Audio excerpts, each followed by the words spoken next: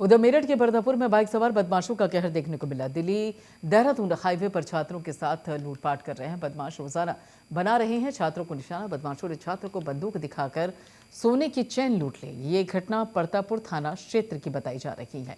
तो बाइक सवार बदमाशों का कहर, हाईवे पर कर रहे लूट और बदमाशों ने छात्र से चेन लूट ली।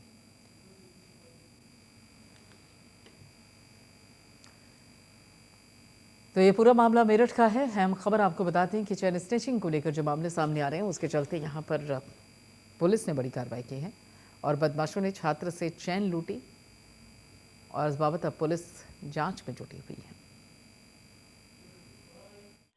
क्या मामला हुआ आज? मेरे साथ लूट हुई थी। कैसे कैसे?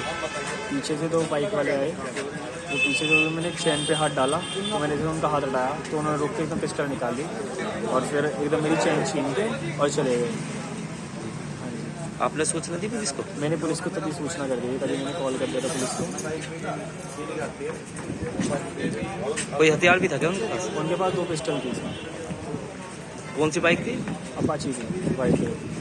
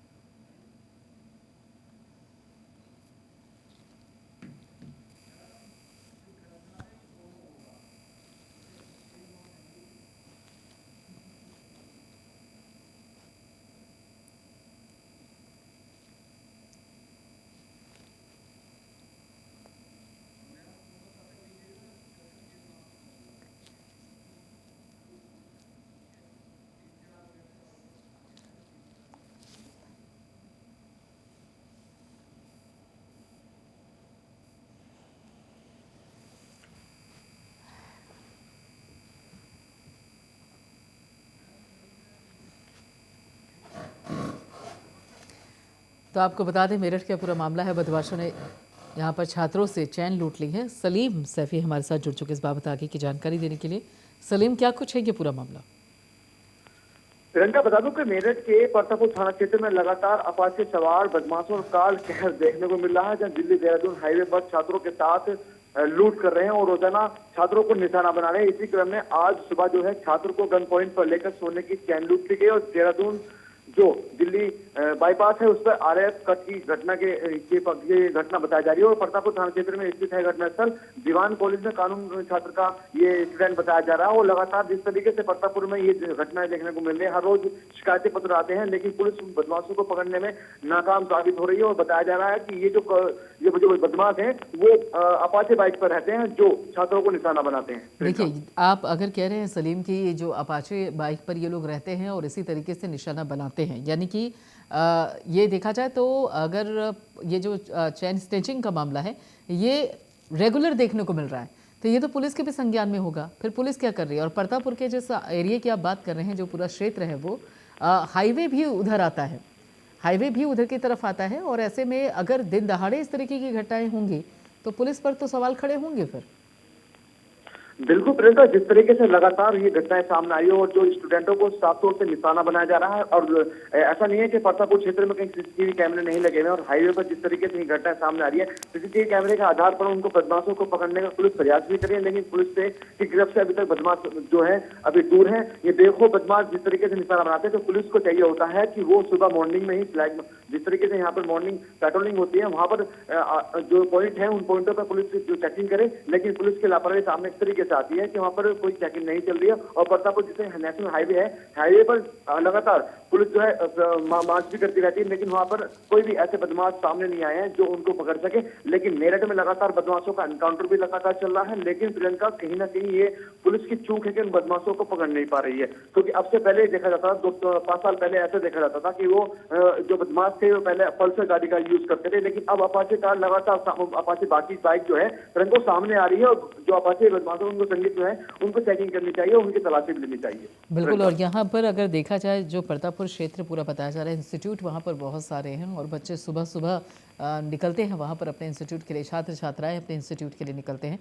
और सबसे अहम चीज़ आप ये देखिए सलीम, कि अगर इसी तरीके से हौसले बुलंद रहे चैन स्नेचर्स के, तो आज चैन स्नेचिंग की घटनाओं को अंजाम दे रहे हैं, कल दूसरी तरीके की घटनाओं को अंजाम देंगे। और तो सबसे बड़ी बात कि गन पॉइंट पर ही ये चैन स्नेचिंग की गई है, यानी कि उनके पास असलहा भी है, उनके पास जो तमंचा है वो भी है।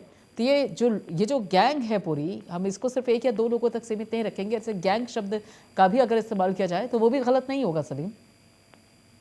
बिल्कुल प्रियंका, जिस तरीके से मेरठ में देखा जा रहा है कि लगातार जो मर्डर भी हो रहे हैं, जो मर्डर करने वाले हैं, वो इसके साथ साथ में वो 18 साल की 17-18 साल के लोग, युवक जो हैं आपस में मर्डर कर रहे हैं, और सोशल मीडिया पर वीडियो वायरल होती रहती है। हालांकि लगातार जिस तरह के अवैध तमंचे और जो पिस्टल यहाँ पर बच्चों के हाथ में आ जाते हैं, छोटी छोटी उम्र के हाथ में आता है, तो कहीं ना कहीं बड़ों की, परिवार की लापरवाही सामने है। पुलिस की बड़ी यहाँ पर लगातार कार्रवाई भी चल रही है। अगर लिसाड़ी के थाना क्षेत्र में बात की जाए, तो अगर किला परिषद की बात की जाए, कई थानों में ऐसी फैक्ट्री पकड़ी गई है जो अवैध तरीके से तमंचा और पिस्टल बना रहे थे, लेकिन पुलिस को कहीं ना कहीं ऐसे वो लिंक नहीं मिल पा रहा कि ये छात्रों को या ये बदमाशों को कहां से प्राप्त होते हैं। तो कहीं ना कहीं जो लोग पकड़ जाते हैं उनको ही सीमित रह जाती है पुलिस। अगर पुलिस बड़ी कार्रवाई करे, ये पता लगा ले कि अगर पुलिस आदमी जो सुदर्शन था ये किया जाए कि ये इनके पास तमंचे या हथियार कहाँ से आते हैं, तो कहीं ना कहीं इन जो घटनाएं हो रही हैं इन पर लगाम लगना जरूरी हो जाएगा। और जिस तरीके से आप देख रहे हैं कि सोशल मीडिया पर भी अवैध तमंचे और जो पिस्टल बरामद होते हैं, और कहीं ना कहीं उन पर 325 आर्म्स में जो है यहाँ पर कार्रवाई की जाती है, उससे बड़ी कार्रवाई यहाँ होनी लाजमी बनती है, क्योंकि मेरठ में लगातार क्राइम बढ़ रहा है। इससे कोई बात मुकर नहीं सकता। प्रशासन भी इस बात को जानता है कि मेरठ में क्राइम लगातार बढ़ रहा है।